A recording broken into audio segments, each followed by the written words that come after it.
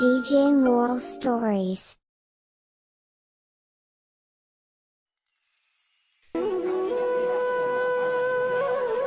దేవుడా విఘ్నేశ్వర స్వామి, నా వ్యాపారంలో బాగా డబ్బులొచ్చేటట్టు చేయి స్వామి. ఏ దొంగ సచ్చినవాడా, దేవుడుకు ఇంత పెద్ద పానీపూరి ఇస్తున్నావే, ఆయన వల్ల ఏం తిననామాలను? శ్యామిలాగా ఎగతాలు చేసేటప్పుడు కూడా సీను చాలా నెమ్మదిగా ఉన్నారు. తర్వాత తను ఇలాగా అనుకున్నారు, నేను కొలిచే విఘ్నేశ్వర స్వామి ఇంతకంటే పెద్ద పానీపూరిని తినగలడు. నీలాంటి బుద్ధి లేని వాడికి ఆయన లీలలు ఎలాగర్థమవుతాయి? సీను ఒక పేద పానీపూరి వ్యాపారి.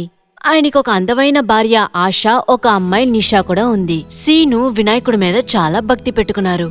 ఆయన వినాయకుడికి చేయవలసిన పూజా పునస్కారాలు అన్నీ చేస్తారు. ఆయనకి నైవేద్యం మాత్రం కాకుండా పూజా పునస్కారాలు అన్నీ చేసి గాని వాళ్ళ రోజుని స్టార్ట్ చెయ్యరు. సీను తన కూతురు నిషాని చాలా పెద్ద చదువులు చదివించాలని ఆశపడ్డారు. అందువల్ల ఆయన తన్ని ఒక పెద్ద స్కూల్లో జాయిన్ చేశారు. కానీ కొద్ది రోజులుగానే ఆయన పానీపూరి వ్యాపారం సరిగా జరగలేదు. ఎవరిని చూసినా ఆ నాస్తికుడు పేరాస పట్టిన వాడి దగ్గరికి వెళ్లి పానీపూరి తింటున్నారు. ఇక్కడున్న నా పానీపూరి ఎవరూ తింటలేదే. సీను మనసులో ఈ విధంగా అనుకున్నారు. అప్పుడే శ్యామ్ ఆయన్ని చూస్తూ నవ్వుతూ ఇలా చెప్పారు, ఏరా అసలు నా అంగడికి వచ్చే కస్టమర్లని అలా చూస్తున్నావు? నేనెక్కడన్నా చూస్తున్నాను? నేను చూడలేదే. నేను నా కొట్టునేగా చూస్తున్నాను. రే బుర్ర లేనివాడా, నువ్వు చూస్తే మాత్రం కస్టమర్లు నీ దగ్గర వచ్చేస్తారా? నువ్వు ఇంకా బాగా అరిచి బిజినెస్ చేయి, కస్టమర్ నీ దగ్గర వచ్చేదానికి ఛాన్స్ ఉంది. సాయంత్రం సీను చాలా బాధగా ఒట్టి చేతులతో ఇంటికి వెళ్లారు.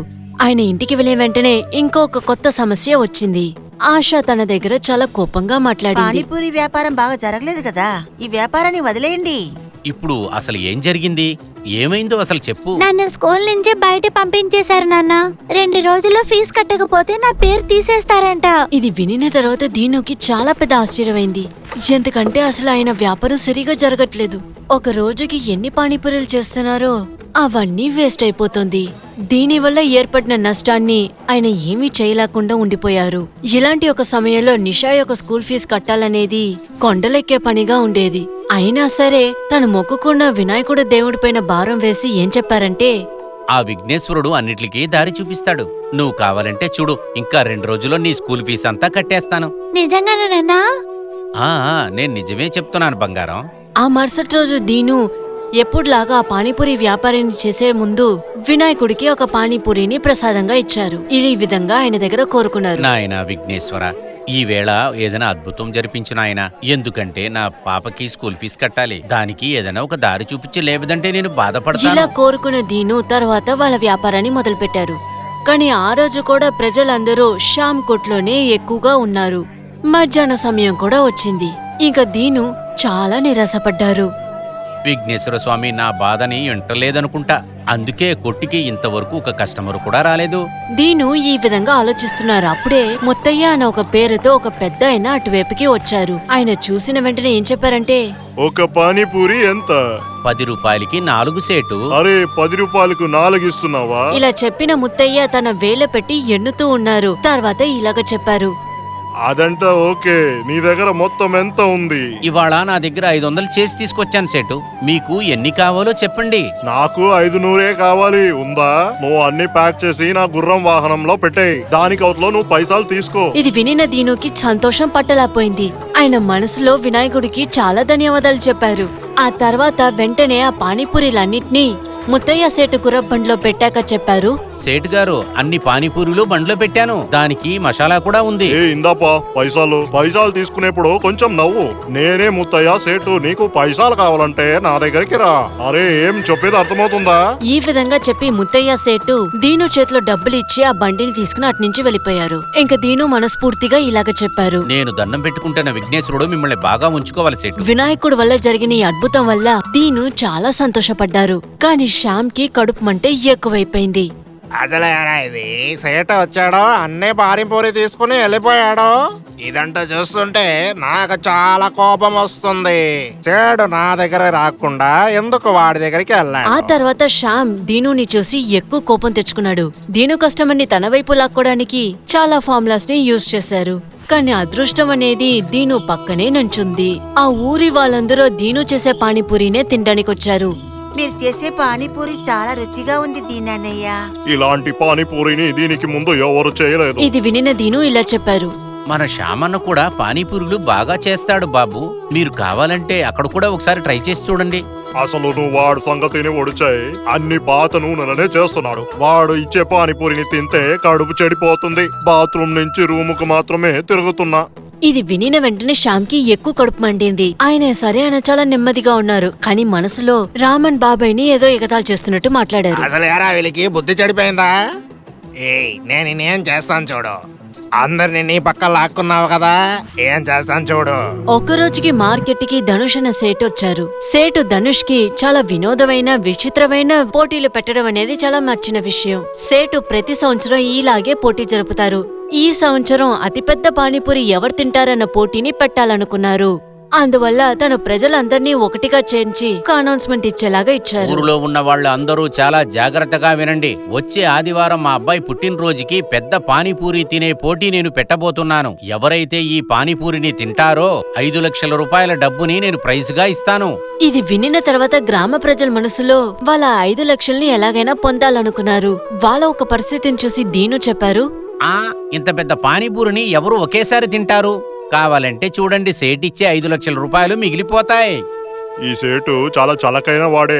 ఇంత పెద్ద పానీపూరిని ఎవరి వల్ల తినమాలదుని వాడికే తెలుసు. దాని వల్లనే ఇంత పెద్ద అమౌంట్ ని గిఫ్ట్ గా ఇస్తున్నాడు. ఆ రోజు తర్వాత ఎవరిని చూసినా సరే వాళ్ళందరూ పానీపూరి తినడానికి ప్రాక్టీస్ చేస్తూ ఉన్నారు. దీను మరియు శ్యామ్ కొట్టులో పానీపూరి తినే వాళ్ళ సంఖ్య చాలా ఎక్కువ అవుతూ ఉండింది.